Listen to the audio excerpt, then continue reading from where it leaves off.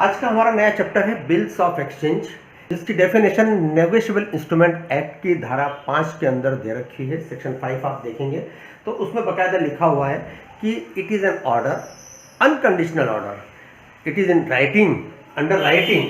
Number 1 unconditional, number दूसरा in writing, number तीसरा this is an order, number 4 signed by maker, maker के द्वारा sign की जाती है। एंड देन उसके बाद में इसमें एक्सेप्टेंस का भी कॉलम होता है, जिसमें कि साइंड बाय एक्सेप्टेंस, जो एक्सेप्टेंस करने वाला है उसके द्वारा भी साइन होती है और वो लिखता है कि आई एक्सेप्टेड द बिल। फिर एक चीज ये उसमें होती है, ऑर्डर टू पे अ सम ऑफ मनी, एक निश्चित सम ऑफ मनी रहती है, अ सम ऑफ मनी। और एक टाइम पीरियड रहता है कि ऑर्डर जो दे रहा है वो किस समय के लिए दे रहा है, कितने समय में पे कर देगा या किस समय पे कर देगा, तो एक टाइम पीरियड रहता है इसमें। और लास्ट रहता है किसको पे करना है, आइदर जो व्यक्ति मेकर है उसको, या उसके ऑर्डर पे किसी और को, या बियरर ऑफ द इंस्ट्रूमेंट, इनमें से किसी को भी वो पे किया जा सकता है। तो ये जो कंटेंट्स हैं ये आपके डेफिनेशन में दिए हुए हैं। इसके आधार पर बिल ऑफ एक्सचेंज बनता है। बिल ऑफ एक्सचेंज चेक और प्रॉमिसरी नोट के जैसा ही मान्य है और व्यवहार में काफ़ी यूज आता है। अब हम आते हैं इसकी जनरल एंट्रीज के ऊपर। इसकी जनरल एंट्रीज कैसे बनती है। सपोज करो कि एक व्यक्ति है ए, इसने बी को माल बेचा, ठीक है, इसने माल बेचा है 10,000 रुपीज का, और बी जो है अभी आज की तारीख में इसको पैसा नहीं दे रहा है, बट बी ने इससे रिक्वेस्ट करी है ए से कि आप मुझ पर एक बिल ऑफ एक्सचेंज लिखकर भेज दीजिए, मैं उसको एक्सेप्ट कर लूंगा and I will pay with in 2 months। Okay, तो ये बी ने इसको कहा ए को कि I will pay with in 2 months। अब ए क्या कर रहा है, ए बिल ऑफ एक्सचेंज बनाएगा, जैसा फॉर्मेट है उसके आधार पर वो बनाएगा और अपने यहां बुक्स में एंट्री करेगा। क्या एंट्री करेगा,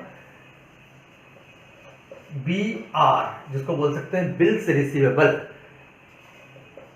अकाउंट डेबिट टू बी।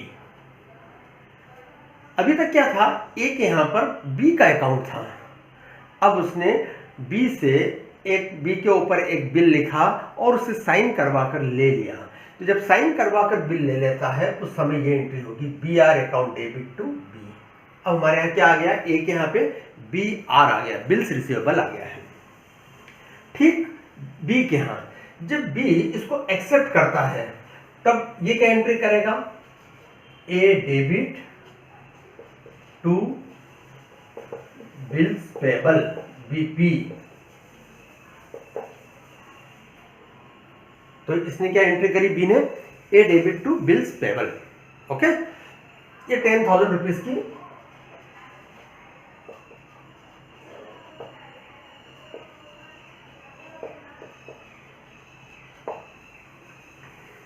अब ये जो बिल लिखा गया है ये 2 महीने का बिल है, जैसा उसने कहा था।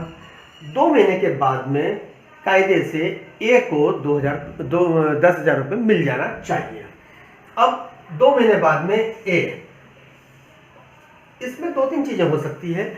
ए क्या कर सकता है, इस बिल को चाहे तो अपने पास रखे 2 महीने तक, और 2 महीने के बाद में बी को बिल्स पहुंचाए और उससे पेमेंट ले ले, नंबर 1। या नंबर दूसरा, ए चाहे तो इस बिल को किसी अपनी बैंक को दे सकता है कि भाई इसके बदले में मुझे आप 10,000 रुपया दे दीजिए और ये जो पैसा 2 महीने बाद में आपको बी से मिल ही जाएगा।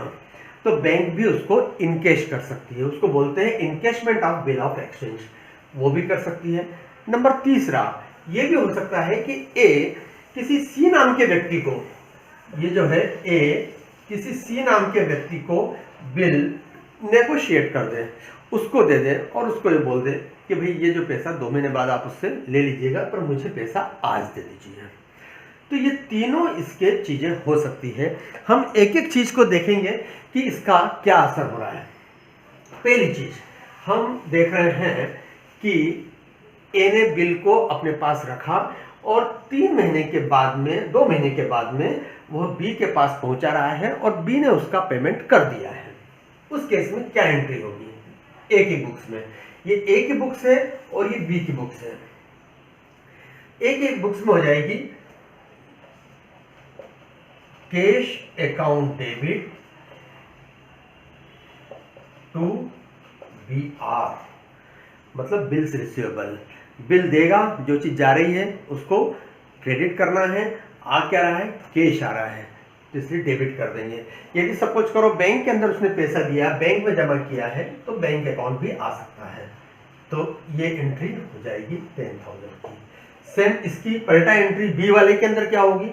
बी वाला जब अपने बिल आएगा तो बोल देगा bills payable account debit to cash, क्योंकि इसने कैश दिया है, इसके यहां से कैश जा रही है, इसलिए कैश क्रेडिट आ जाएगा। ओके, ये हमने उस कंडीशन में किए जबकि उनको कैश मिल गया। लेकिन सपोज करो ए ने, अब ये इसका पहला वाला पलटा हो गया है, यदि उसको कैश मिल गया, लेकिन यदि सपोज करो ए ने अपने बैंक से इस बिल को छुड़वा लिया, इस बिल का पेमेंट ले लिया, तो उस तारीख पर ही, मतलब ये तो ड्यू डेट वाली तारीख है, लेकिन उस तारीख पर ही एक नई एंट्री हो जाएगी, वो हो जाएगी बैंक अकाउंट डेबिट। यदि सपोज करो जब बैंक से हम लेते हैं तो कई बार बैंक कुछ चार्जेस वगैरह भी काट लेती है, तो कमीशन या चार्जेस यदि काटती है तो वो भी अकाउंट डेबिट हो जाएगा, commission account debit to bills receivable. ये कब होगा? जब सेकंड कंडीशन में, जबकि बैंक के अंदर उसने पहुंचा दिया है कि भाई इसका पेमेंट मुझे आज ही दे दिया जाए। तो बैंक ने सपोज करो 100 रुपया काटा और 9,900 रुपया उसके खाते में दे दिया, और ये 10,000 का आपका बिल था। तो ये वाली सेकंड एंट्री हो गई आपकी। ओके, अब जब सेकंड एंट्री इसने यहाँ की तब बी को कुछ मालूम है क्या? बी को उसको कोई फर्क ही नहीं पड़ता है, क्योंकि वो अपनी पहली एंट्री करके फिनिश हो गया, तो इसलिए यहाँ पर कोई भी एंट्री नहीं होगी, बी के यहाँ पे कोई एंट्री नहीं होगी। पर जब बैंक उसके पास जाएगा ऑन ड्यू डेट, तब उस समय इसके यहाँ पर एंट्री होगी। वो कौन सी एंट्री होगी? वो वही होगी bills payable account debit to bank, ये वाली एंट्री हो जाएगी उसकी यहाँ पर। कब? जबकि ऑन ड्यू डेट जब बैंक इसके पास जाएगा बी के पास में और पेमेंट लेगा, तब उस समय एंट्री होगी BP account debit to bank. ये इसको पेमेंट देना पड़ेगा 10,000 रुपए, वो एंट्री हो गई। ओके, ये सेकंड वाली कंडीशन हो गई, सेकंड वाली कंडीशन। अब थर्ड वाली कंडीशन में आते हैं। थर्ड वाली कंडीशन थी कि इसने एक सी नाम के व्यक्ति को बिल इंडोर्स कर दिया। इंडोर्स मतलब सपोज करो सी से इसको 10,000 रुपए लेने थे, इसने इसका बिल एक्सेप्ट किया हुआ सी को दे दिया कि लीजिए भाई ये बिल आप संभालिए, 2 महीने बाद आप इसका पेमेंट ले लीजिएगा। तो सी अकाउंट डेबिट हो जाएगा टू बी आर, सी का अकाउंट डेबिट हो जाएगा और टू बी आर हो जाएगा। मतलब इसने क्या करा, ये जो बी आर था इसके पास में वो सी को दे दिया। ये पहली एंट्री के बाद वाली एंट्री बता रहा हूं। पहली एंट्री तो सब में होना है, उसके बाद में या तो ये होगी, ये होगी, ये होगी, अलग अलग कंडीशन में अलग अलग एंट्री होगी। तो C account debit to B R, ये 10,000 रुपए की एंट्री हो गई। और ऑन ड्यू डेट जब सी बी के पास जाएगा पेमेंट लेने के लिए, बी आर देगा तो ये वही एंट्री करेगा और ये क्या एंट्री करेगा, BP account debit to cash, है ना। यहां ये सी क्यों नहीं लिखेगा, क्योंकि इसे कोई मतलब नहीं है कि सी है कि कौन है, इसके पास तो बिल्स आ रहा है, बिल्स के बदले में ये कैश दे रहा है, तो इसलिए ये वाली एंट्री हो जाएगी यहाँ पे।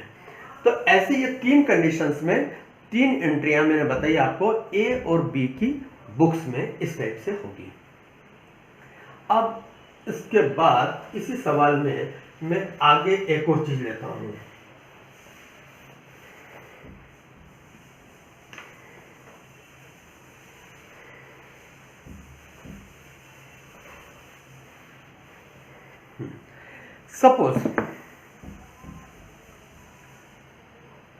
सपोज इसने ये बिल लिखकर साइन करके यहां पहुंचा दिया, ठीक है, ये पहली एंट्री हो गई। अब इस व्यक्ति ने यह बिल अपने पास ही रखा है, ओके। अब ऑन ड्यू डेट 2 महीने बाद में इसने बिल को पहुंचाया बी के पास में, और बी ने उस समय देने से मना कर दिया है कि भाई आई विल नॉट पे, अभी मेरे देने की हालत नहीं है, मैं दे नहीं सकता हूं। इसका मतलब बिल आपका डिसऑनर हो गया। बिल डिसऑनर हो गया तो उसकी क्या एंट्री करेंगे, डिसऑनर। बिल डिसऑनर हो गया तो उस समय हमारे पास में एक ऑप्शन ये रहता है कि हम नोटरी पब्लिक से उसको नोटराइज कराएं, क्योंकि फ्यूचर के लिए हमें एक एविडेंस चाहिए होता है। यदि हमें कोर्ट में केस लगाना है, पैसे का मामला है, तो हमारे पास में एक एविडेंस होना चाहिए। तो एविडेंस के लिए हमें नोटरी करवाना होता है उस बिल का। तो बिल को फिर नोटरी जो है अपने एफर्ट से प्रयास करता है और फिर वो नोटरी के ऊपर बना करके दे देता है। उसके कुछ चार्जेस वगैरह लगते हैं, 100-200 रुपये, तो वो भी चार्जेस हमने पे किए यहाँ पे, ठीक है। तो जब आपके पास में बिल का पेमेंट नहीं हुआ, बिल डिसऑनर हुआ, तो उस समय क्या एंट्री होगी, B account debit to bills receivable account and to cash, या नोटिंग चार्जेस भी बोल सकते हैं इसको, to cash. Being noting charges, noting charges paid, है। सपोज करो 100 रुपये आपने नोटिंग चार्जेस दिए, 10,000 का बिल था, और टोटल आपका अब आपको जो लेना है वो हो गया है 10,100 बी से। मतलब अब बी का आपने अकाउंट वापस 10,100 से डेबिट कर दिया है। ये एंट्री होगी at the time of dishonour, ठीक है। अब उस समय बी क्या एंट्री होगी, चूंकि बिल जो है बिल्स पेबल उसके यहाँ आया था, तो वो अपनी एंट्री सिर्फ ये करेगा, bills payable account debit to A, सिर्फ ये एंट्री होगी इसके यहाँ। तो ये इस टाइप से डिसऑनर की एंट्री भी की जाती है। अब डिसऑनर की एंट्री ये हमने की आपके फर्स्ट केस में, जबकि उसने बिल हमारे ही पास रखा था, अपने पास रखा था। सेकंड वाले में हमने बैंक से बिल का इनकेशमेंट करवा लिया था और बिल अब डिसऑनर हो गया है। जब हमने इनकेशमेंट किया था उस समय हमने क्या एंट्री करी थी, bank account debit to B R, जब हमने इनकेशमेंट किया था। अब जस्ट इसकी रिवर्स एंट्री हो जाएगी। इसकी रिवर्स एंट्री क्या होगी, बिल्स रिसीवेबल अकाउंट डेबिट, ठीक है। यदि सपोज करो बैंक ने कुछ नोटिंग चार्जेस वगैरह का पेमेंट किया है तो वो भी हम कर सकते हैं यहाँ पे, cash account debit and to bank, क्योंकि बैंक तो इमीडिएट हमसे लेगी ना, तो हमें तो बैंक को देना ही देना है। कितना देना है, 10,000 रुपीज बी आर का, प्लस 100 रुपया नोटिंग का, और प्लस 10,100 रुपया कुल मिलाकर के हमें बैंक को देना है, ठीक है। और इसकी अगेन फिर सेकंड एंट्री करेंगे, क्योंकि जब हमारे पास बिल आ गया है और बैंक ने हमें पहुंचा दिया है, तो अब हमें बी को वापस लाना पड़ेगा। तो हमने जब पहली एंट्री उस समय क्या की थी, B R account debit to B, अब इसकी रिवर्स एंट्री हो जाएगी, B account debit to B R bills receivable. Just ये वाली एंट्री हो जाएगी, ये हो जाएगी 10,100 से 10,100, 10,000 और टू कैश 100 रुपया, ये वाली एंट्री हो जाएगी। तो ये बी आर वाला वापस डेबिट जहां हुआ था वापस को हमने क्रेडिट कर दिया, मतलब ये नील हो जाएगा और बी का अकाउंट हमारा स्टैंड हो जाएगा, बी का अकाउंट खड़ा हो जाएगा, बी से हमें 10,100 रुपया लेना है। तो ये डिशॉनर की एंट्री सेकंड वाले फेज में मैंने करके बताई आपको। अब थर्ड वाले फेज में अपन आते हैं, जिसमें इसने सी को बिल दे दिया था। सी को जब बिल दिया था उस समय क्या एंट्री करी थी, ये थर्ड वाला फेज। जब सी को बिल दिया था उस समय क्या एंट्री की थी, सी डेबिट टू बी आर, है ना, सी डेबिट टू बी आर। अब हमें इसकी रिवर्स एंट्री करना है, क्या एंट्री करेंगे, जैसे हमने बैंक के उसमें की है, bills receivable account debit. Suppose करो इसने भी कुछ नोटिंग चार्जेस वगैरह लगाए हैं तो वो लिख सकते हैं अपन यहाँ पे, कैश अकाउंट डेबिट टू सी, और सी को यदि इमीडिएट कैश देना पड़ा तो टू कैश भी कर सकते हैं हम, टू कैश। उसके बाद में इसकी दूसरी पलटा एंट्री होगी, वो कौन सी होगी, क्योंकि हमें तो एक्चुअल में बी से पैसे लेना है, बी का हम खाता नील कर चुके हैं, तो वापस B account debit to bills receivable, और वो 10,000 वाली एंट्री यहां हो जाएगी, 10,000 और ये 10,100, 10,000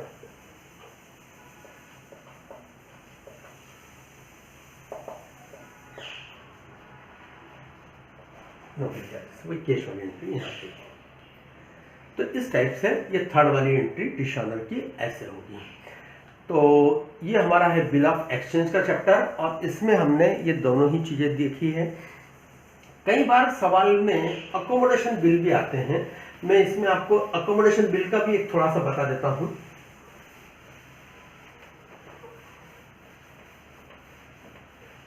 एकोमोडेशन बिल का मतलब यह होता है कि एक्चुअल में किसी को किसी से कुछ लेना नहीं था, लेकिन किसी को सहूलियत देने के लिए, किसी को मनी की व्यवस्था करने के लिए एक बिल बनाया गया। सपोज करो ए ने एक बिल बी पे लिखा 5,000 रुपए का, और भाई बी ने भी एक बिल लिखा ए पे 5,000 रुपए का। दोनों ने एक दूसरे के ऊपर बिल लिखे हैं, और दोनों ने उन दोनों की कंडीशन ये रखी 2 मंथ के बिल है, 2 मंथ बाद में इसका पेमेंट हो जाएगा 5,000 रुपए का, है ना। और उसमें लिख दिया है कि मेरे बिल को जो है अदा करने का ऑर्डर देता हूं, ठीक है। और ये जो बिल है इन्होंने ए ने अपनी बैंक के पास जाकर के इसको भुना लिया। 5,000 में सपोज करो बैंक ने 50 रुपया कमीशन काटा, 4,950 इसके खाते में दे दिए, एक के खाते में। सेम वही प्रोसीजर इसने भी अपनाया, 4,950 रुपया इसको भी मिल गए। क्या हुआ, किसी को किसी से कोई मतलब नहीं था, लेकिन 2 महीने के लिए इन्होंने एक ऐसा अकोमोडेशन तैयार करा जिससे ऑटोमेटिकली इनको फंड मिल गया, 4,950 रुपया इन दोनों को मिल गया। और ऑन ड्यू डेट दोनों के पास में अपनी अपनी बैंक आएगी, 5,000 रुपये दे देंगे और दोनों अपनी अपनी सेवाओं से मुक्त हो जाएंगे। तो इसको बोलते हैं अकोमोडेशन बिल।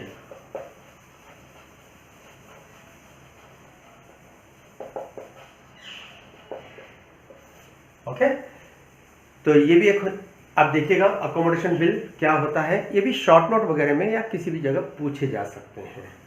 चलो ओके, आज के लिए इतना ही, थैंक यू।